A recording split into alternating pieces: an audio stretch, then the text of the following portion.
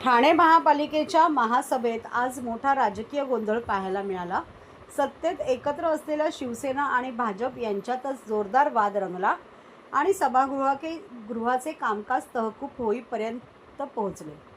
महासभेच्या सुरुवातीला ज्येष्ठ गायिका आशा भोसले यांच्या निधनाबद्दल शोक व्यक्त करत तहकूब प्रस्ताव मांडण्यात आला। यावर सर्वांनी सहमती दर्शवली, मात्र त्यानंतर वातावरण अचानक तापले।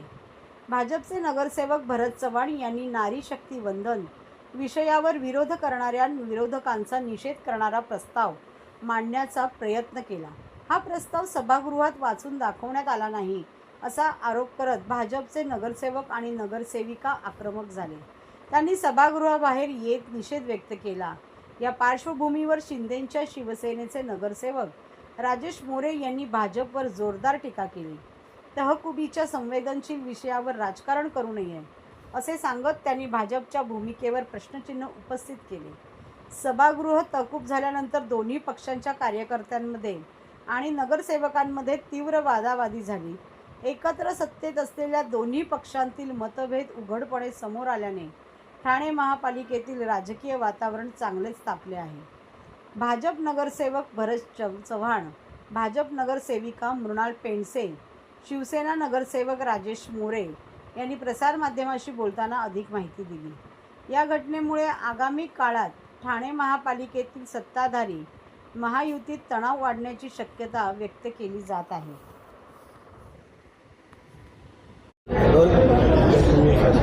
गेले काही दिवस आपण बघतोय पूर्ण देशात एकच विषय गाजतोय, तो म्हणजे नारी शक्ती वंदन अधिनियम।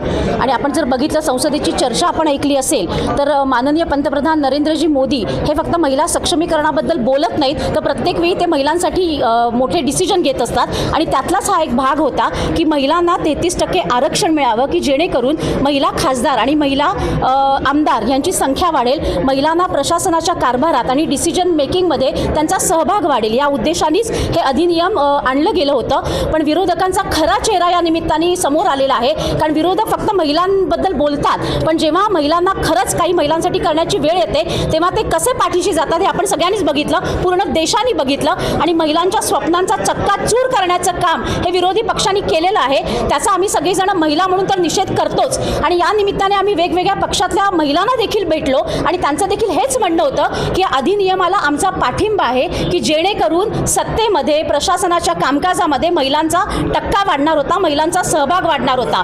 पण याला विरोध करून विरोधकांनी आपलं खरं रूप दाखवलेलं आहे, त्याचा आम्ही निषेध करतो।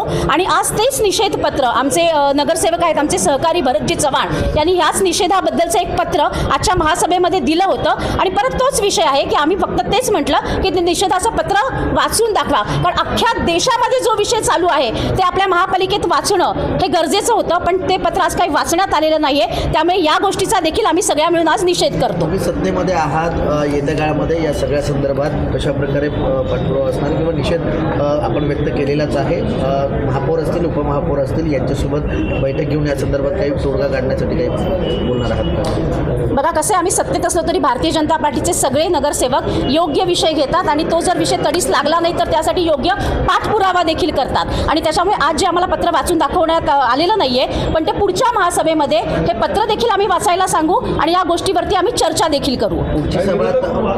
विरोधक म्हणतात 2023ला हा कायदा पास झालेला होता, मग त्यावेळी का नाही मंजुरी घेण्यात आली, म्हणजे असे विविध आता विरोधी पक्षाने जर आपल्याला स्टेटमेंट येतं। नारी शक्ती वंदन अधिनियम याचा जर खरंच कोणी अभ्यास केला असेल ना तर 2023ला महिला आरक्षण हे नक्कीच मंजूर झालेलं आहे। पण आत्ताचं जे अधिनियम आणलं होतं तर तरतूद अशी करण्यात आली होती की जे पुरुष प्रतिनिधी आहेत त्यांच्या कुठेही जागा कमी होऊ नयेत, त्याच्यामुळे सीट वाढवण्यात यावा अशा तरतुदीचं हे नियम आणण्यात आला होता। पण ज्याला विरोधकांनी विरोध केला, कारण आमचं असं म्हणणं होतं की जे आहेत त्यांच्यावरती देखील अन्याय होऊ नये आणि महिलांचा टक्का देखील वाढावा असा सर्वांगीण विचार करून पंतप्रधानांनी हे विधेयक सादर केलं होतं। पण ज्याला विरोधकांनी मंजूर केलं नाही आणि त्याच्यामुळे विरोधक महिलांबद्दल काय विचार करतात हे पूर्ण देशासमोर आता जगजाहीर झालेलं आहे। Okay thank you. गेलं तर नारी शक्ती विधेयक जो केंद्रामध्ये प्रधानमंत्री नरेंद्र मोदी साहेबांच्या आणि त्यांच्या सगळ्या टीमनी जो मांडला होता, 33% जे महिलांना आरक्षण दिलं पाहिजे।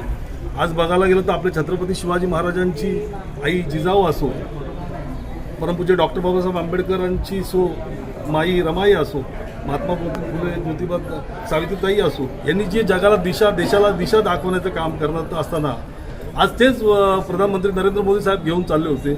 आज आपण बघितलं असेल त्या संदर्भात आम्ही सभा तहकूब व्हावा म्हणून आम्ही पत्र दिलं की आज जो एवढा मोठा विषय जो आहे, ज्या विषयावर देशामध्ये महिला जागृत झाल्या, सर्व गोष्टीला विरोध चालू झाला आहे. आज फक्त काँग्रेस आणि जे पक्ष आहे त्यांनी जो विरोध केला, त्यांचं फक्त एकच म्हणणं आहे की महिला भगिनी चूल आणि मुळापर्यंतच राहिली पाहिजे, ती स्वतः सक्षम झाली नाही पाहिजे. त्या दृष्टिकोनातून आमच्या सर्व महिला, भारतीय जनता पार्टीचे आमचे उपमहापौर असो, आमचे गटनेते असो, यांच्या माध्यमातून आम्ही हे सभा तहकुबाचं पत्र दिलं की जे घटना केंद्राच्या ह्याच्यामध्ये झालेली आहे ती तहकूब करावी. एक साहेबाला आम्हाला वाढदिवसाचा काही विषय नाही की वाढदिवस झाला, वाढदिवसाचा तुम्ही बनवू शकता. मग त्या धर्तीवर एवढा मोठा जो महिलांवर जो अन्याय झाला आहे, जी हत्या करण्याचा प्रयत्न केला, त्या संदर्भात आम्ही सभा तहकुबाचं पत्र दिलं. त्या संदर्भात सचिवांनी आणि त्या प्रशासनाने तो पत्र घेतलं नाही, वाचलं बी नाही. आम्ही म्हणलो की वाचून दाखवा आणि त्या संदर्भात आमच्या महिलांनी आणि आम्ही सर्वांनी मिळून हा निषेध प्रशासनाच्या विरोधात केला. तुम्ही बघितलं असेल की आजची सभा तहकुबी ही आशा भोसले यांच्या निधनानंतर एक दुखवटा म्हणून केली होती. दुखवटाच्या ठरावाच्या ह्याच्यामध्ये निषेधाचा ठराव होत नाही आहे. त्यांना सभाशास्त्र आणि याची शिकण्याची गरज आहे. आणि जेव्हा सभागृहात झालं त्या टायमालाही त्यांचा असा आक्षेप होता की सन्माननीय आयुक्त साहेबांचा आज जन्मदिवस होता आणि तुम्ही वाढदिवस कसा साजरा केला.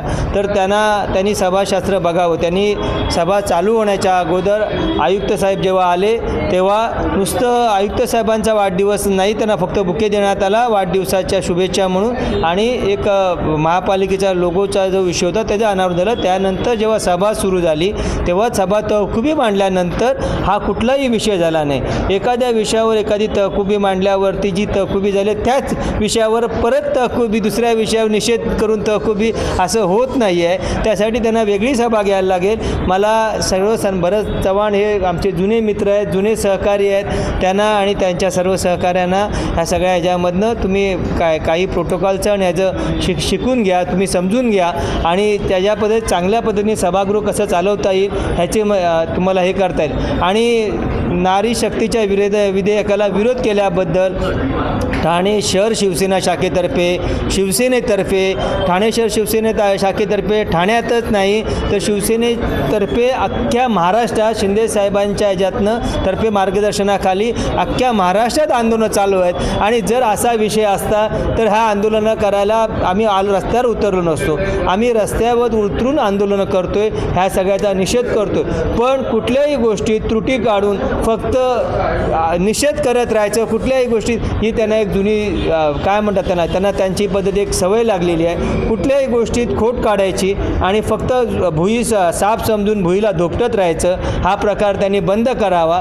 चांगल्या पद्धतीनं सभागृह चालत असताना सभागृहात ही त्यांची निषेध सूचना पुढच्या महासभेत, पुढची आता ही तहकूब महासभा आहे, पुढच्या याच्यात मांडता आली असती, त्यांना मांडता येणार आहे. पण ते न करता फक्त निषेध करून वातावरण आणि प्रसिद्धी हव्यास काही गोष्टी करायच्या आहेत आणि टाळाव्यात, अशा मी त्यांना सूचना करेन. Okay, thank you.